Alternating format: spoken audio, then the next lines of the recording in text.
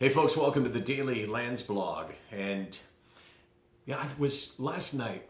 I'm kind of lying around answering emails, tweets, communicating with people in as many different ways as is possible, which is really a lot of different ways. If you ever sat down and said, I'm never going to use my voice and actually make sounds, you could still do a pretty good job communicating with the world. And one of the things that hit me was that I read a response from someone, and I found it really sad, and I found it really I just was really shocked, even though I shouldn't be, at the heartache that people feel and how tough it is sometimes to convince people that they deserve help. And that's the most painful thing, when you realize that people will deny themselves help because that damn depression will convince them that they're not worthy. So I think I'd probably speak for all of us saying, and when I say us, I mean SickNotWeak is not mine, it's yours, it's Casey's, right, Case? Mm-hmm. Got to make a louder noise than that. Let me hear it. Yes. Let's hear it for SickNotWeak. Whoever's involved in this, you got to take a step back and say, it's not about the ones that we can't help. It's about the ones that we're trying to help, and it's the ones that we do help. And you wonder, does the world see it the way we see it? And there's some reasons to go, yeah, you know what, they really do. And one of them is the Invictus Games in Prince Harry. The Invictus Games is this physical competition, much like the Paralympics or the Olympics, where competitors from different countries compete, and they all have disabilities caused by war. And these can be physical disabilities, which, as we know, are pretty obvious, but also the ones that you can't see. And those are the mental disabilities that people have had to overcome, or at least are using the games, at least in part, to overcome.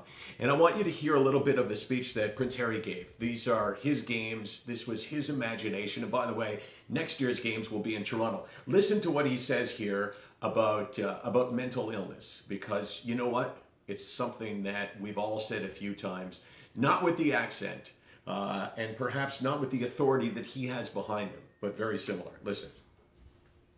All of those of you watching at home and who are suffering from mental illness in silence, whether a veteran or a civilian, a mum or a dad, a teenager or a grandparent, I hope you see the bravery of our Invictus champions who have confronted invisible injuries. And I hope you're inspired to ask for the help that you need.